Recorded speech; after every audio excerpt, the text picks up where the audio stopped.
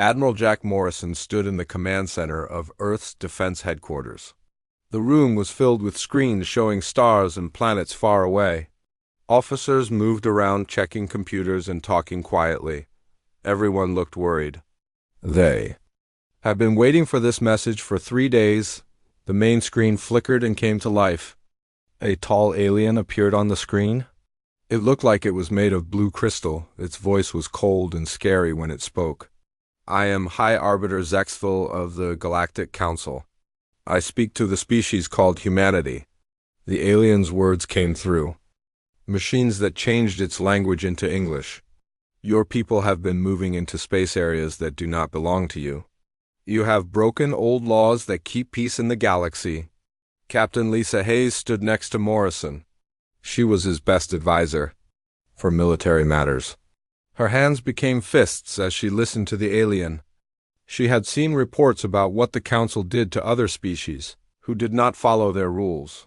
The alien continued speaking. You will pay tribute to the Council. Each year you must give us 40% of everything you make. All metals, all food, all energy. You must also stop building warships right now. Morrison felt anger growing inside him. 40% of everything Earth made would mean billions of people would starve. Many would die. The alien kept talking like humans were insects. You have 30 of your Earth days to agree to our demands. If you do not agree, we will send our enforcement fleet. They will make you follow our laws. Other species have learned to obey us. You will learn too. The screen went dark. The command center was quiet for a moment. Then everyone started talking. At once, officers looked at each other with fear and anger. Lisa walked closer to Morrison. Sir, we need to call the president right away. Morrison nodded. Get me President Frank Turner on the secure line. Also call General Kevin Brooks and Dr. Amy Watson. We need an emergency meeting. 20 minutes later, the most important people on Earth were talking through video screens. President Turner sat in the White House. His face looked tired and worried. General Brooks was at his base in Colorado. Dr. Watson connected from the Science Division in California. Tell me you have good news, President Turner said. Morrison shook his head. The news is bad, sir. The Galactic Council wants almost half of everything we produce. They also want us to stop building ships to defend ourselves. Dr. Watson spoke up. She had been studying alien technology for 5 years. Mr. President, I have been looking at what the Council did to other species. When the Zephyrians refused to pay tribute, the Council destroyed their home planet. 2 billion people died. When the Kalari tried to fight back, the Council used biological weapons. The Kalari species no longer exists. The room was quiet. Everyone understood what this meant. The Council had destroyed entire worlds before. General Brooks cleared his throat. Sir, our military is strong, but we have never fought aliens before. We do not know how powerful their weapons are. We do not know how many ships they have. President Turner looked at each person on the screen. What are our choices here? Lisa stepped forward. Sir, we could try to negotiate. Maybe we can pay less tribute. Maybe we can work out a deal. Dr. Watson shook her head. That will not work. I have studied the Council for years. They never change their demands. If we pay any tribute, they will ask for more next year. They will keep taking until we have nothing left. Morrison felt something burning in his chest. It was the same feeling he had when he first joined the military. It was the feeling that made him want to protect people. There is another choice, Morrison said slowly. We can tell them no. Everyone stared at him. General Brooks spoke first. Jack, that could mean war with the most powerful force in the galaxy. Maybe, Morrison replied. But paying tribute means slowly dying as slaves. At least if we fight, we die as free people. President Turner was quiet for a long time. He looked at reports on his desk. He thought about all the people on Earth. All the children who deserve to grow up free. Dr. Watson spoke again. Sir, there is something else you should know. I've been talking to scientists from other species. Many of them hate the Council too. They're just too scared to fight. If someone showed them it was possible to win, they might help us. Lisa nodded. Our intelligence shows that the Council rules through fear. They have not fought a real war in hundreds of years. They might not be as strong as they want us to think. Morrison looked at the president. Sir, Americans have never bowed to tyrants. We fought the British when they were the strongest empire in the world. We fought fascists when they tried to take over. We did not pay tribute to King George, and we will not pay tribute to these aliens. President Turner stood up slowly. He looked at each person again. I want everyone to understand what we are choosing here. If we say no to the Council, they will come to Earth with their fleet. People will die. Maybe many people will die. He paused and looked out the window. But if we say yes, we become slaves. Our children become slaves. Their children become slaves. That is not acceptable. The president turned back to the screen. Dr. Watson, I want you to prepare everything we know about Council technology. General Brooks, start moving our fleets into defensive positions. Admiral Morrison, you will command our response. Morrison felt pride filling his chest. What should our message be, sir? President Turner smiled for the first time that day. Tell the Galactic Council that the United States of America and all of humanity reject their demands. We do not pay tribute to anyone. If they want to try to make us, they are welcome to come and try. After the meeting ended, Morrison stood alone in the command center. He looked at the stars on the main screen. Somewhere out there, alien ships were probably getting ready to come to Earth. The next 30 days would decide the future of every human being. Lisa walked up beside him. Do you think we can win, sir? Morrison thought about his daughter back home. He thought about all the children on Earth who deserve to grow up free.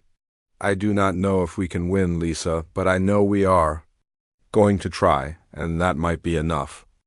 Chief Engineer Carlos Rivera wiped sweat from his forehead as he walked through the massive orbital shipyard. Above Earth, the sound of welding and construction filled the air. Workers moved everywhere, building ships faster than anyone thought possible. They had been working for 2 weeks without stopping. How many ships will be ready? Captain Danny Walsh asked as he joined Carlos. Danny was in charge of the secret construction project that would surprise the aliens. Carlos looked at his tablet. We will have 20 new warships ready in 15 days. Dr. Rebecca Stone's team finished the new weapon designs yesterday. These ships will be different from anything the Council has seen before, Danny smiled.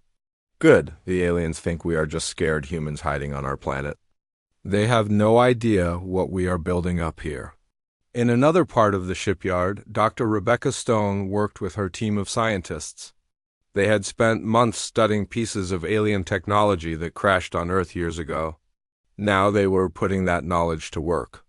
The energy shields are working perfectly, she told her assistant. The aliens use a type of energy we never saw before, but we figured out how to make our own version. It should protect our ships from their weapons. Her team had also created new types of missiles. These missiles could change direction while flying toward enemy ships. The Council's ships were big and slow.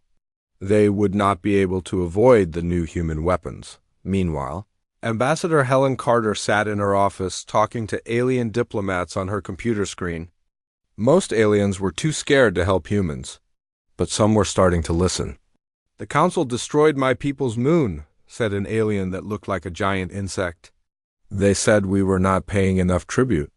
We lost millions of people, but we are too weak to fight them alone.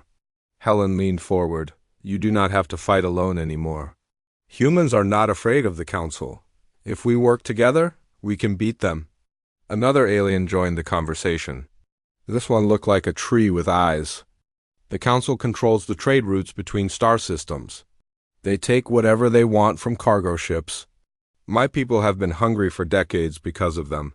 Helen felt hope growing inside her. How many species hate the Council? The insect-like alien made a sound that the translator said was laughing. Almost everyone hates them, but no one has ever been strong enough to fight back. That is about to change, Helen said. Across the galaxy, Lieutenant Colonel Pete Sanders was on a dangerous mission. He and his team were hiding on a Council space station. They were gathering information about enemy ships and weapons. Pete watched through binoculars as huge alien warships moved through space. The Council fleet was enormous. Hundreds of ships, each one bigger than anything humans had ever built. "Sir, I count over 300 vessels," whispered Sergeant Kate Miller, who was with Pete's team. "Their main weapons look like they can destroy a city with one shot." Pete took pictures with a special camera. "Look at how they move, Kate. The ships stay in perfect formations. They follow the same patterns every time?" "That means they are not used to fighting enemies who think differently." Kate nodded. "They have been winning for so long that they forgot how to adapt to new tactics." Pete smiled. "That might be exactly what we need to beat them." Back on Earth, Admiral Morrison studied reports from all over the galaxy. The news was both good and bad. The Council fleet was huge and powerful, but they had weaknesses too. Their commanders have not fought a real war in over 500 years, Morrison told his staff. They know how to attack helpless planets. They do not know how to fight an enemy that fights back. Captain Lisa Hayes pointed to a map of the solar system. "Our advantage is that we know this area perfectly. We know every asteroid, every moon, every place to hide ships. The Council will be fighting in our territory." Morrison walked to the window and looked at Earth below. Billions of people were counting on them. Children were playing in parks, not knowing that alien warships were coming to destroy their world. "We need to be smarter than them," Morrison said. "We cannot build as many ships as they have, but we can build better ships. We can fight in ways they do not expect." Dr. Amy Watson entered the room carrying a tablet. "Admiral, I have been studying the Council's history. They always attack the same way. First, they send a message demanding surrender. Then they destroy a few cities to scare people. Finally, they land troops and take control. What if we do not let them land troops?" Lisa asked. Dr. Watson smiled. "Exactly. The Council expects us to fight like every other species. They expect us to try to protect our cities and surrender when they start destroying them. But what if we attack their ships before they can attack our cities?" Morrison felt excitement building. "You mean we take the fight to them?" "Yes," Dr. Watson said. "Every other species has tried to defend their planets. No one has ever attacked the Council fleet directly." Carlos Rivera's voice came over the communication system. "Admiral, the first batch of new ships is ready for testing. Do you want to see what we built?" Morrison and his team went to the observation deck of the shipyard. Through the large windows, they could see the new human warships. The ships looked different from anything Earth had built before. They were smaller than traditional warships, but covered in weapons and armor. "These ships are fast," Carlos explained. "They can change direction quickly. The alien ships are big and slow. They will not be able to keep up with our ships." Danny Walsh joined them. "We also gave each ship the ability to operate alone. If the fleet gets separated, each captain can make their own decisions. The Council ships all follow orders from one commander. If we can confuse their commander, their whole fleet will be confused." Morrison watched as one of the new ships moved through space. It twisted and turned like a dancer. The aliens would expect human ships to move in straight lines like their own ships did. "How many pilots do we have?" Morrison asked. "Every military pilot volunteered," Danny replied. "We also have civilian pilots who want to fight. People are angry about the Council's demands. They want to defend their families." Lisa looked worried. "Admiral, even with all these new ships and tactics, we are still heavily outnumbered. The Council has been conquering planets for 1,000 years, Morrison nodded. "You are right, Lisa. This will not be easy. Many of us will probably die. But we have something the Council does not have." "What is that, sir?" Carlos asked. Morrison looked at Earth again. "We are fighting for our home. We are fighting for our freedom. We are fighting for our children's future. The Council soldiers are just following orders. They do not care about this battle the way we do." Dr. Rebecca Stone's voice came over the speakers. "Admiral, the new weapon systems are ready. When the Council arrives, they are going to get a very big surprise." Morrison smiled. "The next 2 weeks would be the most important in human history. Either humanity would remain free or they would become slaves to aliens. But looking at all the people working together, building ships and weapons, preparing to defend their world, Morrison felt something he had not expected. He felt confident. The Council was about to learn that humans were not like other species. Humans did not give up.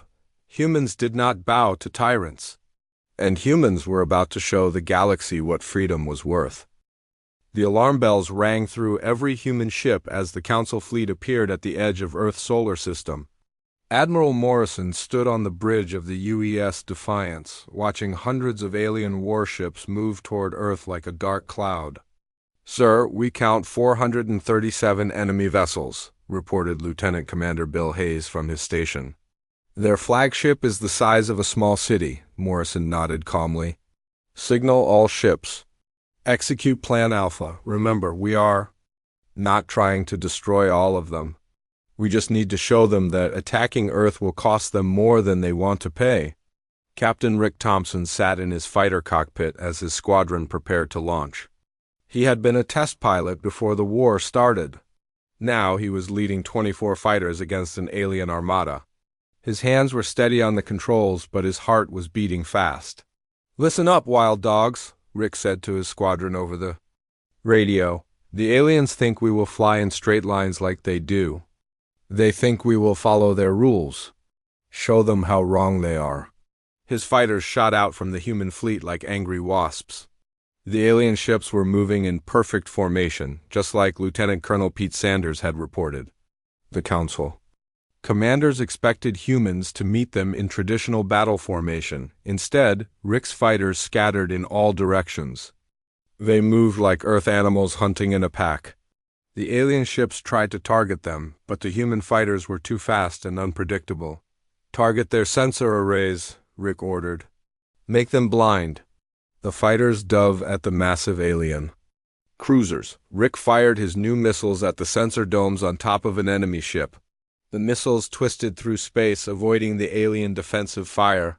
When they hit, the alien ship's sensors exploded in bright flashes. Commander Zexkel stood on the bridge of the Council flagship. He had conquered 15 worlds without losing a single ship. These humans were supposed to be easy prey, but his ships were taking damage from tiny fighters that moved like insects. "How are such small craft penetrating our defenses?" he asked. His tactical officer, the alien officer, made worried clicking sounds. "Sir, they do not follow any known attack patterns. Our computers cannot predict where they will strike next." On another part of the battlefield, Captain Nicole Baker commanded her destroyer squadron. She watched as Council dreadnoughts fired their massive weapons at human ships. The alien weapons were powerful, but they moved slowly through space.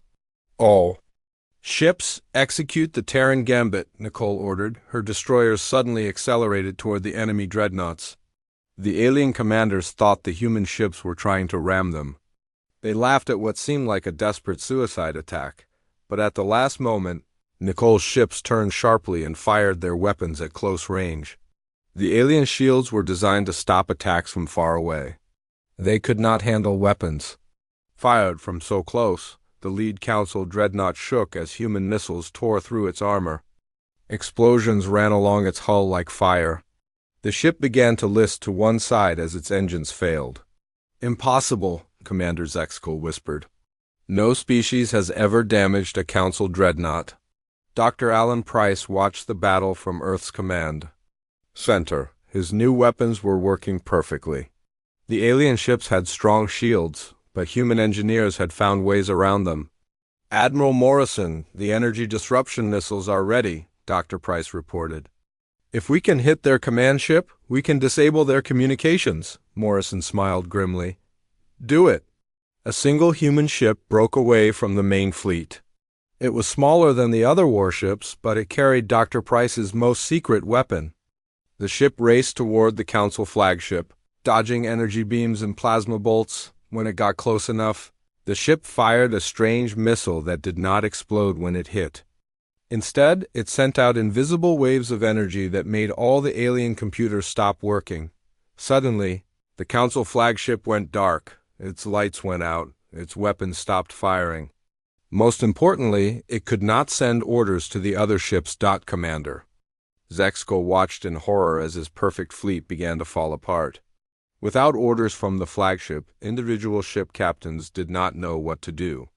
They had been trained to follow commands, not to think for themselves. The human fleet pressed their advantage. Captain Roy Mitchell led his cruisers in a coordinated attack on the confused alien ships. Human vessels worked together like wolves hunting, each ship covering the others.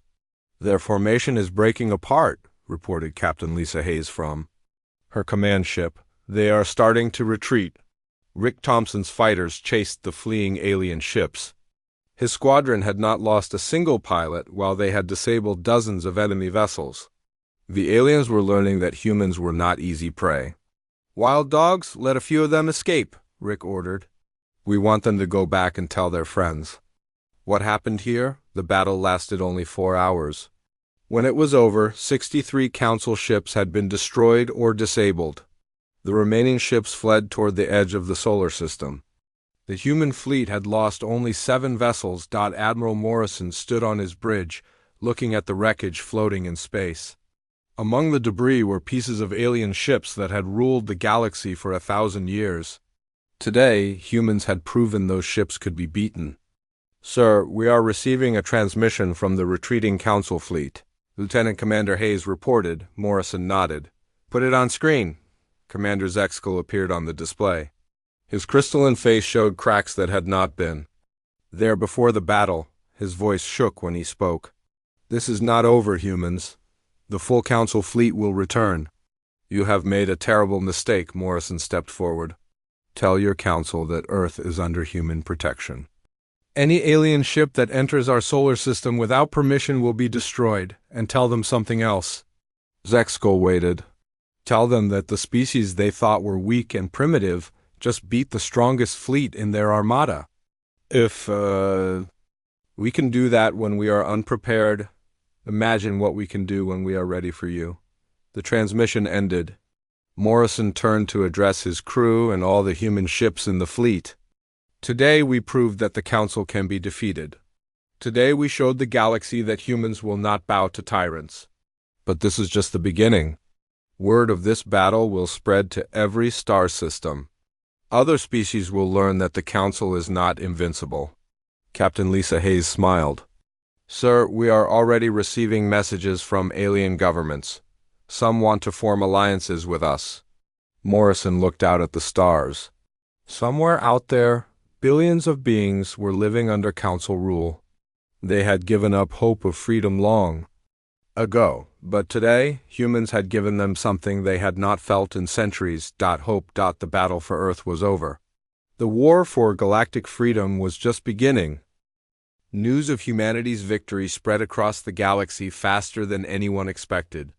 On a small planet called Zarian, workers in the mining tunnels whispered about the species that had fought the Council and won. For the first time in 50 years, they dared to hope.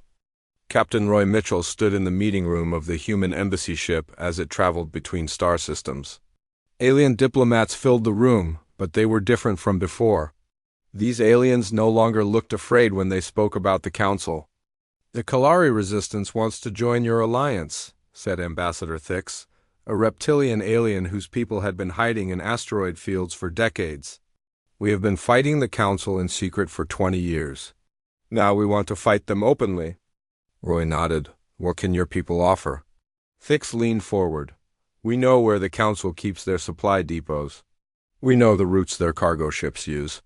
Most importantly, we know which Council commanders are cruel and which ones might be convinced to surrender." Another alien spoke up. This one looked like a giant octopus with blue skin. "My people control 3 star systems near Council space. If you help us remove the Council governors, we can provide fuel and repairs for your ships." Roy felt excitement building. When this war started, humans were alone against the entire galaxy.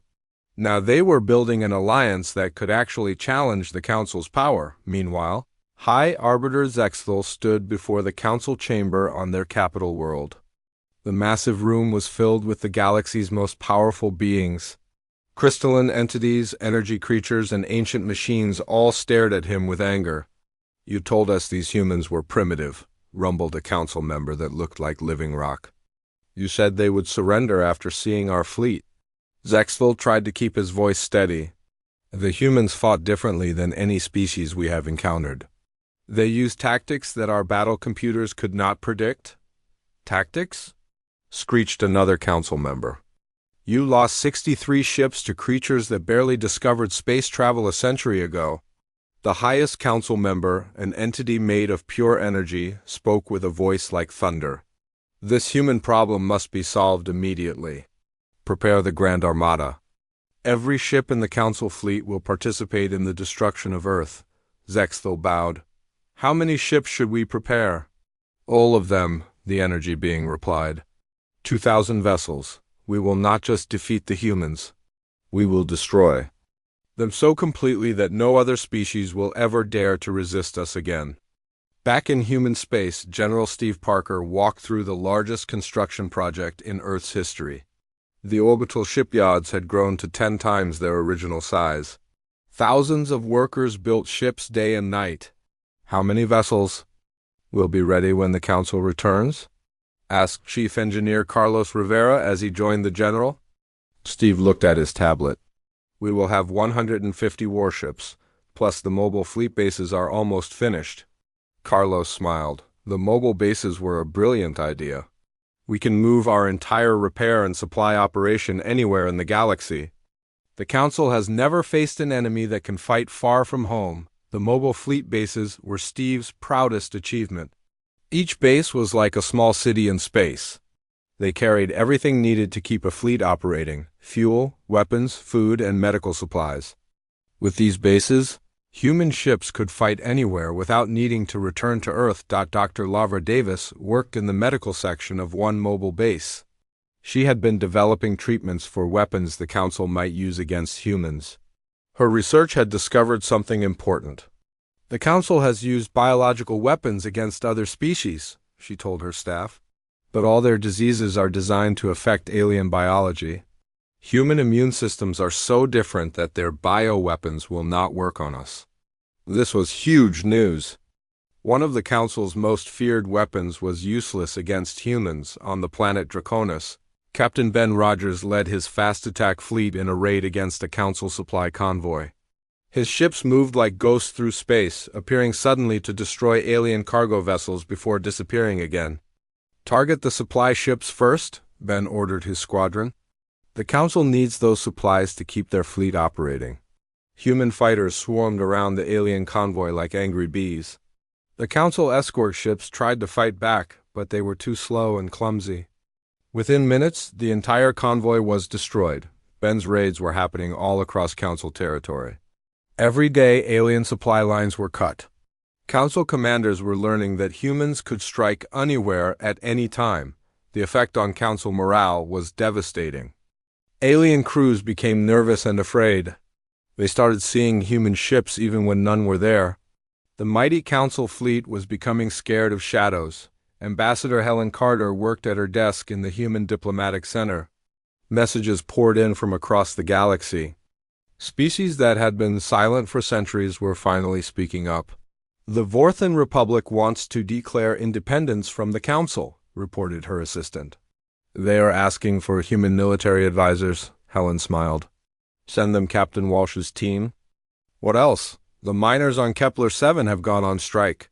They refuse to send any more materials to Council shipyards. And the Andromedan Trading Guild has stopped all business with Council worlds. This was exactly what Helen had hoped for. The Council's power was based on fear, but fear was breaking down. All across the galaxy, ordinary beings were finding the courage to say no to their oppressors. Admiral Morrison stood in the command center on Earth, reading reports from around the galaxy. The news was mostly good, but some was worrying. Sir, intelligence reports that the Council is assembling their largest fleet ever, Captain Lisa Hayes told him. 2,000 ships, including their most powerful dreadnoughts. Morrison nodded grimly. How long before they arrive? 3 months, sir. But Admiral, there is good news too. Our allies are sending ships to help defend Earth. The Kalari are providing 50 vessels. The Draconians are sending 30. Even some species we have never heard of want to join the fight. Morrison walked to the observation window. Earth looked peaceful from space, but he knew that in 3 months, the biggest battle in galactic history would happen right here. Lisa, send a message to all human colonies and allied worlds.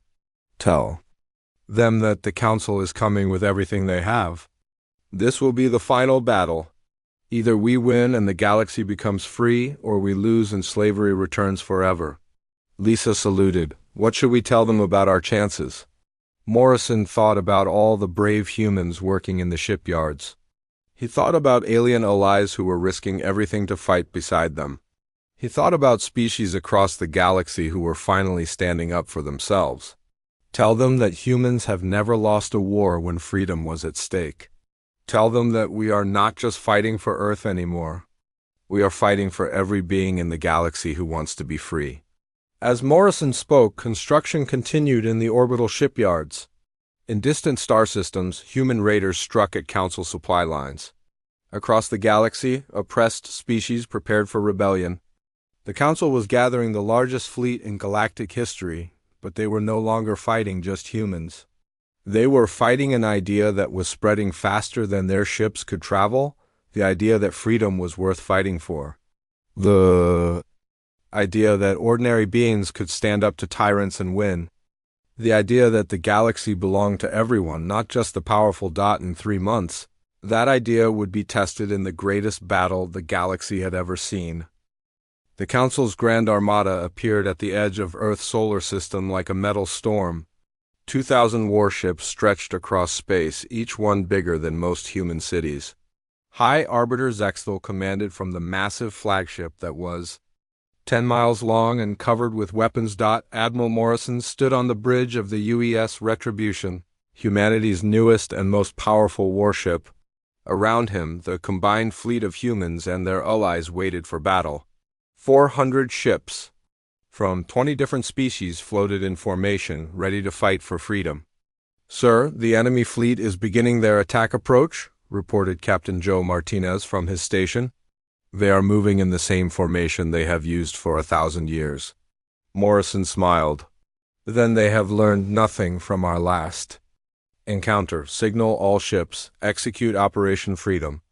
Captain Terry Lewis commanded the human assault group that moved to attack the Council's left flank. His ships accelerated toward the alien formation like bullets fired from a gun. The Council commanders expected humans to meet them head-on like other species had done. Instead, the human fleet split into dozens of smaller groups. Each group attacked from a different direction.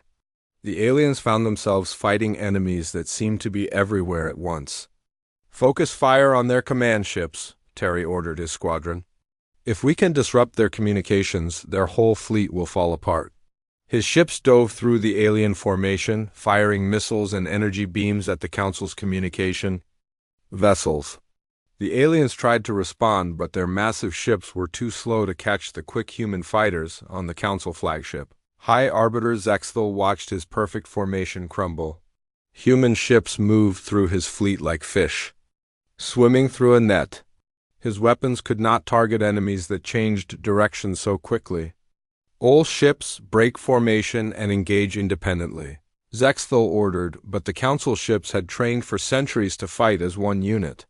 When their formation broke apart, individual captains did not know what to do. They had always followed orders from above. Making their own decisions was something they had never learned. Captain Ben Rogers led his fast attack squadron in strikes against the Council's supply ships. These vessels carried fuel and ammunition for the alien fleet.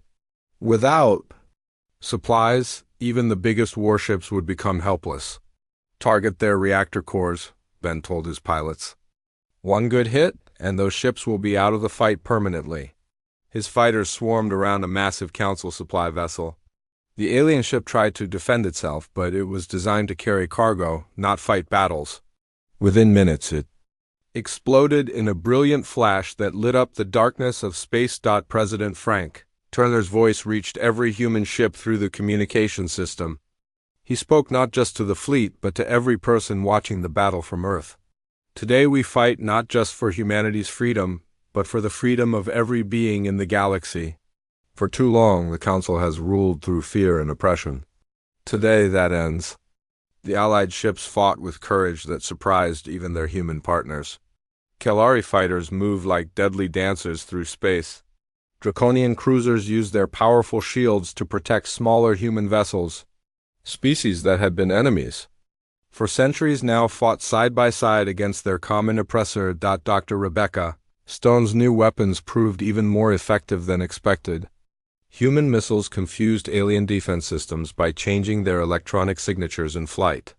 The Council's computers thought they were shooting at rocks when they were actually targeting advanced weapons. High Arbiter Zexel felt panic rising in his chest as he watched his mighty armada being torn apart by creatures he had considered primitive. His flagship shook as human torpedoes struck its armor. "Sir, we have lost over 300 ships," his tactical officer reported. "Our communication network is failing. Many ships are not responding to orders." Zexel stared at the battle display. Red marks showed destroyed Council vessels. Green marks showed human and allied ships that seemed to be everywhere at once. Captain Joe Martinez brought the UES Retribution alongside the Council flagship. The human ship was much smaller than the alien vessel, but its weapons were more advanced. "This is Captain Martinez of the United Earth Fleet," he broadcast to the alien ship. "Surrender now and your crew will be treated fairly. Continue fighting and we will destroy your ship." Zexel looked around his bridge. Half his crew was dead or wounded. His ship's weapons were failing. His perfect fleet was scattered across the solar system in pieces. For the first time in his long life, the High Arbiter felt something he had never experienced before. Fear. I surrender," he whispered. The words echoed through his ship's communication system. Across the battlefield, Council ships heard their supreme commander admit defeat. One by one, alien vessels powered down their weapons and stopped fighting. Admiral Morrison watched as the greatest fleet in galactic history became prisoners of war. The battle had lasted only 6 hours. When it ended, humanity and their allies controlled the field. The Council's 2,000-ship armada was reduced to scattered wreckage and surrendering vessels. "Sir, we are receiving surrender signals from over 400 Council ships," Captain Lisa Hayes reported. "The rest of their fleet is either destroyed or fleeing the system." Morrison nodded slowly. "Signal all allied vessels. The battle is over. We have won." But the victory was about more than just one battle. As news of the Council's defeat spread across the galaxy, something amazing happened. On 1,000 worlds, oppressed beings rose up against their Council governors. Species that had been slaves for centuries declared their independence. The Andromedan Republic threw out their Council overlords and established a free government. The mining colonies of the Outer Rim stopped sending tribute to the Council worlds. Trade routes that had been controlled by alien bureaucrats became free passages for all species. Ambassador Helen Carter coordinated with rebellion leaders across the galaxy. "The Council's power structure is collapsing everywhere," she reported. To Morrison, "Without their fleet to enforce obedience, people are refusing to follow Council laws." On the Council's capital world, the ruling chamber fell silent as news of the defeat arrived. Ancient beings who had controlled the galaxy for millennia suddenly found themselves powerless. Their fleets were destroyed. Their authority was broken. Entity of pure energy that led the Council spoke in a voice filled with disbelief. "How is this possible? We ruled for 1,000 years. How can it end so quickly?" The answer was simple. The Council's power had always been based on the belief that they could not be defeated. Once that belief was broken, their entire system fell apart like a house built on sand. Admiral Morrison stood before the assembled leaders of the new Galactic Alliance. Representatives from dozens of species filled the meeting hall on the space station above Earth. They had come to write the laws that would govern a free galaxy. 6 months ago, the Council demanded that humanity pay tribute, Morrison said. They thought we would bow down like every other species had done.